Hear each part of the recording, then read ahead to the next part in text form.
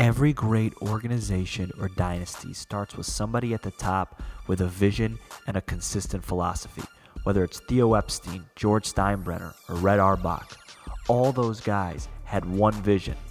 And in this video, I'm going to talk about Danny Ainge and his vision for the Boston Celtics and how he plans to execute that vision to get the Boston Celtics back to the NBA promised land where they belong.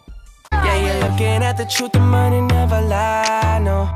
I'm the one, yeah. I'm the one early morning in the dawn, know you wanna ride now. It all started in the summer of 2013 when the Boston Celtics traded the faces of their franchise in Paul Pierce and Kevin Garnett to the Brooklyn Nets for future draft picks. That first major draft pick last year turned out to be Jaylen Brown.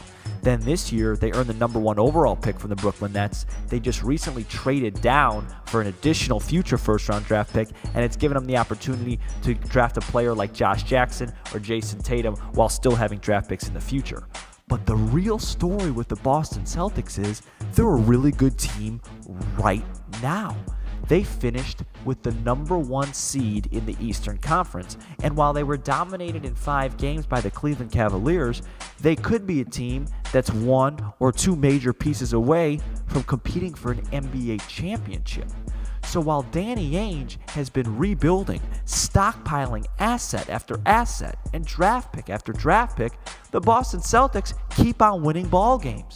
You look at a team like the Sixers, who tanks and loses game after game to get their picks. The Celtics get their picks, and they keep winning ball games and filling seats and playing in major playoff games. It's genius. Danny Ainge is the best executive in basketball right now. He's filled a team with studs like Isaiah Thomas, Jay Crowder, and Avery Bradley. The question is, with all the flexibility the Celtics have, will they try and win right away by signing major free agents and trading for guys like Jimmy Butler, or will they continue to be patient? The big acquisition is going to be Gordon Hayward this summer. And I project that the Celtics for sure make this deal because not only does it help them in the present, but Gordon Hayward's still a relatively young guy and he could help them in the future. So let's take a look at the present Celtics state. Here's all the first round picks that they own. It's a crazy amount. They could trade this and get any superstar in the NBA. Now, I broke this chart down into present and future. Present, Isaiah Thomas, who's a free agent at the end of next year. Present, Avery Bradley, who's a free agent at the end of next year. Present, Al Horford, who's owed $27 million a year, but that's still not a horrible contract because if the Celtics could find a way to trade him, they could really clear a lot of cap space. And then I put Hayward on both because he could be the present and he could be the future. And then the rest of the future, Jaylen Brown, multiple picks, Nets 2018 pick. So the question is, where do the Celtics go from here? From what I see, I believe as great as somebody like Isaiah Thomas has been, he will be out of a Boston Celtics uniform after next year unless the Celtics somehow win an NBA championship. It just makes too much sense. Why would they waste another max deal when they already have Al Horford, they're going to have Gordon Hayward, when they could use those picks that they have to trade for somebody on a much better contract? I project that the Celtics do re-sign Avery Bradley. But the big key here is, guys, look at all these picks. What if a guy like, say, Anthony Davis isn't happy in New Orleans and they're not winning and the Pelicans want to clean house? They could trade those picks, or they can make a run at LeBron James because they have so much flexibility and space and draft picks. The Celtics right now are literally in basketball heaven. They're not in the middle. They're in the middle of a rebuild, and they have great players. It's a beautiful thing that Danny Ainge is building. Now he has to execute it. What can he do? I say Isaiah Thomas, gone.